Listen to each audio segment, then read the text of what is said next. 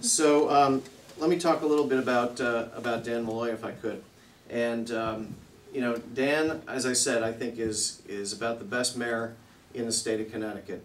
He's taken Stamford from a very tough place and really created jobs, delivered health care, delivered early childhood care to all kids 4 years and older.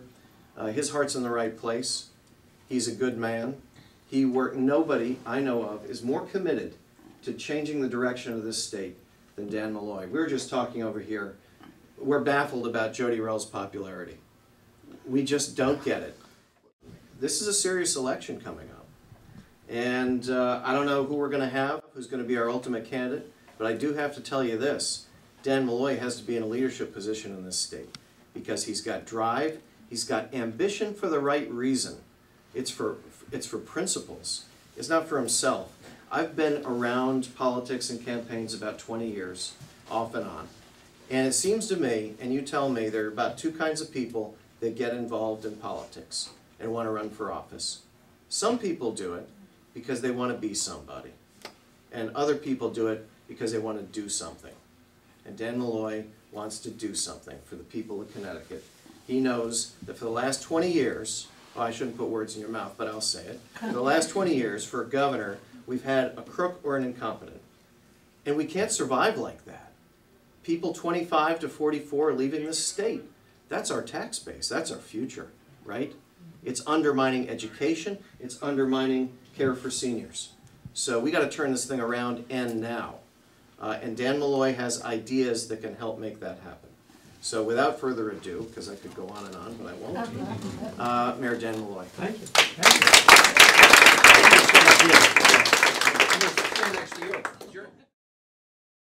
Connecticut cannot afford another 20 years of Republicans. It would be just a disaster.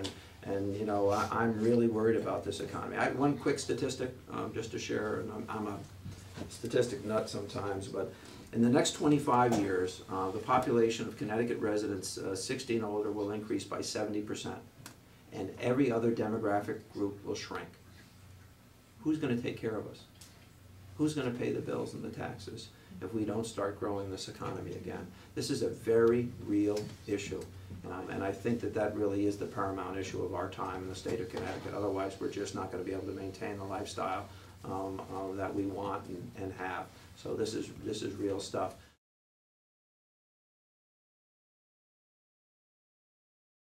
You know what this administration routinely does? Because the contract requires them, and this is, I think, true in your department as well. If there's a job opening for a management position, they have to first post it for current employees to apply for. Internally. Right. But as soon as that happens, they then get the applications, they look at them, and they make a ruling, you know this, and they say, no, we didn't get a qualified candidate. And that's all they have to do. And then they go out and they repost it, and they advertise it again, right? And then they get applicants. And it may be somebody who drove the governor. It may be somebody who's worked in Republican politics in some town, and all of a sudden, right? And you correct me if I'm not. A niece of somebody. Right, a niece of somebody's or whatever. All of a sudden, that management level isn't filled with competent people who've come up through the ranks. Isn't filled with people who understand how to get the job done. Isn't filled with people who have loyalty to the people of Connecticut. It's people who have loyalty to the Republican Party. Now we got to change that. I'm going to tell you a little something about myself. I believe that the best people should get a job, period. You know, that merit means something. And I believe that that crosses even party lines. I've hired good Republicans. I want you to know that because I think we should hire the best people. And 9 times out of 10, the best people are in the department that you're working in. Exactly. And we've got to change that. We've got to go back to that.